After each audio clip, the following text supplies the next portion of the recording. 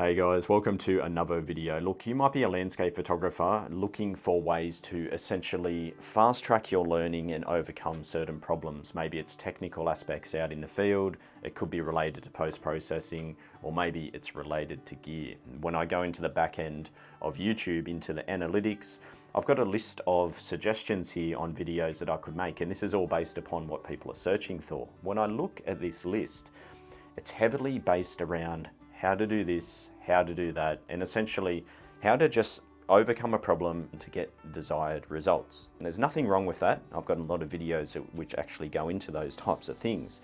But as I'm looking at this list, and as I think about photography for me, I got to say that I think there's one huge aspect which is being overlooked, and this is really the most important aspect of landscape photography and art in general. And that's what we're going to be talking about in this video. And I think this is really important and something that you need to consider in your photography journey moving forward.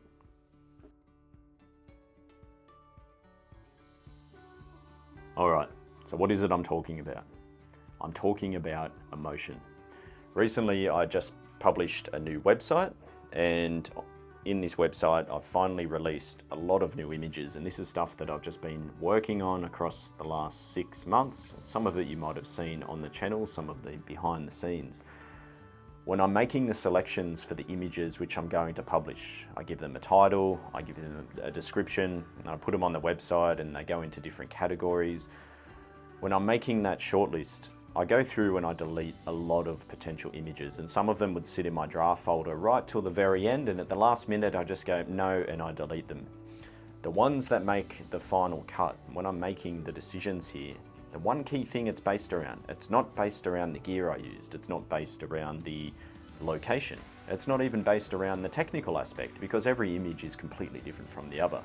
It's based around my personal memory and experience and the emotion I felt in that moment when I decided that I was pushing the shutter on my camera. And just like all of my portfolio, and probably like you yourself, there's a huge variance in the aesthetics. There's some which are seascape images shot at 400mm on crashing waves.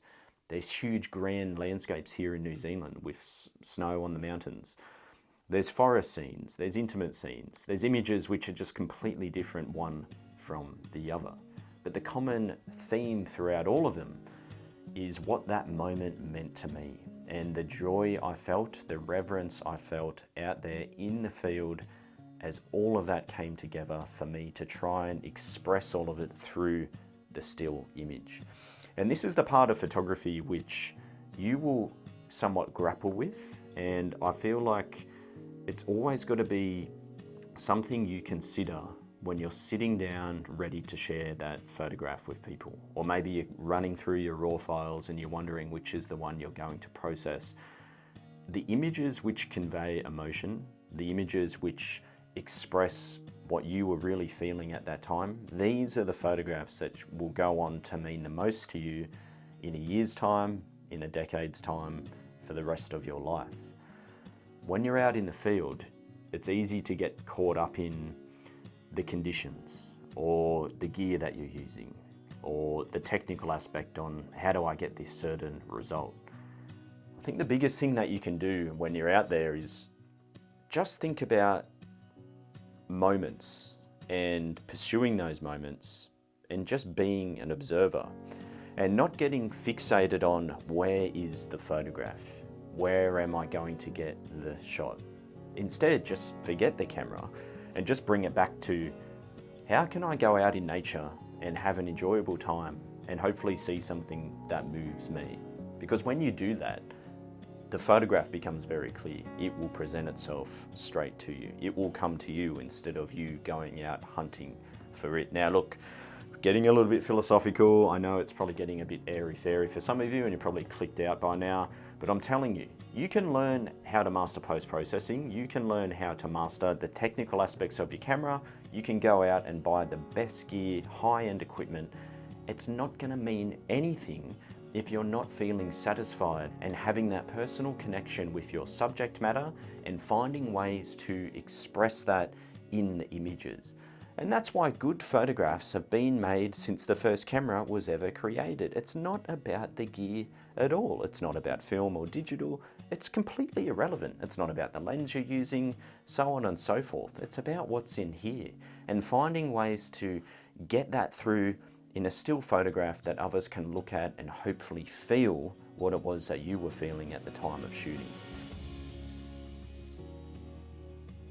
When I publish new work on the website, I feel a slight void, and I think that void comes from finally letting go of these images, and it's basically memories. It's me sharing memories with people, and then I almost have this void of like, now what? Because again, it doesn't matter how long you've been doing this for, the experience level that you have, it all comes down to it's feeling something. That's what I'm, I guess, chasing with my camera, or at least my time in nature. It's like I just want to feel something, because when I feel it, then the creative part just flows completely naturally.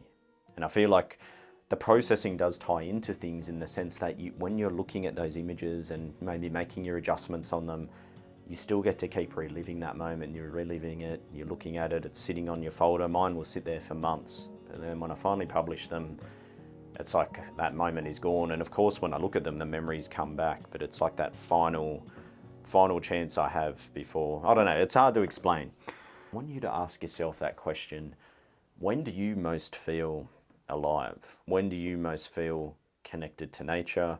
When you look at the photographs you've made in the past, which ones resonate with you the most? When you can start to answer some of those questions, it's really going to help direct you with your photography and lead you to more of those moments. It's not about how to do this, how to do that, and get certain results. It's about what's going to lead you to that next moment that compels you to push the shutter. That is everything. Find out what that is for you. Could be the ocean, could be the moon, could be those small intimate details in the big landscape, or it could just be those big epic scenes of grand light and absolute majesty. You will know what it is. When you know what it is, pursue it with everything you've got. Sometimes you'll push the shutter, sometimes you won't. Sometimes you'll press the shutter and you just won't quite find a way to express what you're feeling. That's fine. That part will come. Yes, there are technical aspects involved in all of that. But if you keep getting out there and getting into those moments, it's going to come more naturally, and you're not going to be wondering how to get a sharp image, how to post-process a raw file, how to focus stack. These are handy things to learn and know. They will come in time. But once you learn them, it doesn't mean you're now a successful photographer and every time you're going to create a great image. It just doesn't mean that whatsoever. The great images will come when you put yourself in those moments which move you and connect you with your subject matter. All right, guys, thank you for viewing.